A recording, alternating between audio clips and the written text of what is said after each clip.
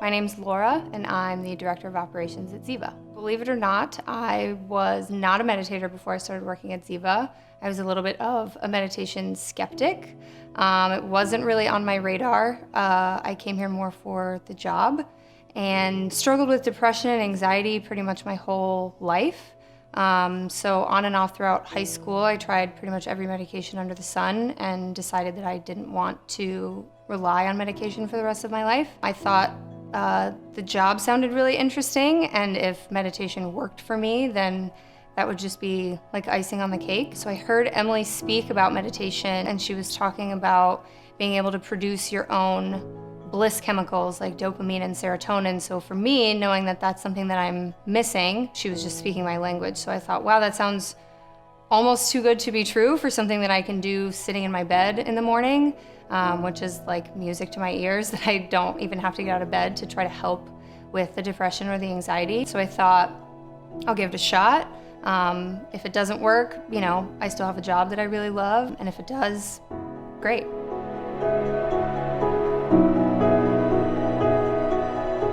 Life before Ziva and meditation was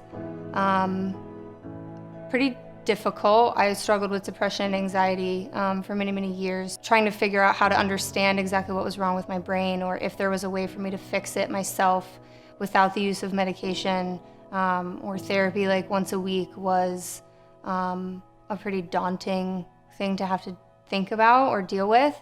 For me, meditation was not something that I really had come across as like a potential solution, so I thought it sounded really interesting. Life 1 year later is a lot different than I thought it would be. It started out with really small shifts and like tiny little eureka moments where I would anticipate like negative thoughts coming into my head, and instead they would be positive. And it's like, oh, that's weird. Little things that people have noticed about me, like going to visit my family who hadn't seen me in a few months, was like, oh, you seem a lot lighter. Expected like an overreaction or anger from me, and that wouldn't happen. I was in an Uber a couple weeks ago, and the driver was having a really bad day and had kind of started to complain a little bit, and we just kept talking. And I was like the uplifting one in the conversation, which is really rare. So he was like, I was in a really bad mood when you got in the car, and I didn't really want to like talk, but you just have like such an uplifting view on life, and like you're such a positive person. And I was like, me? Like nobody's ever said that about me before. So all these like small moments that you kind of keep building on each other, until one of the things that Emily said in the beginning that I truthfully didn't believe was that the negative voice in your head gets quieter and that positive voice starts to get louder and louder.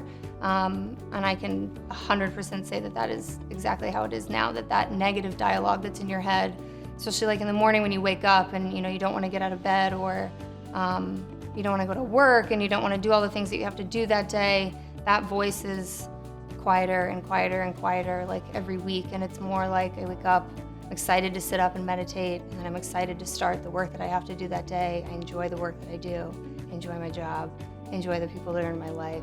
And it's not what I thought it would be, and a quicker turnaround than I thought. Less than a year to see some real shifts is a really, really big deal. For me, it's really just sharing the shifts that I've seen in a year when so many other things haven't worked for me, and the amount that I've been able to accomplish in a year at a new job, do all of these things that Ziva has done in the last year. I don't think that would have been possible without a team full of meditators.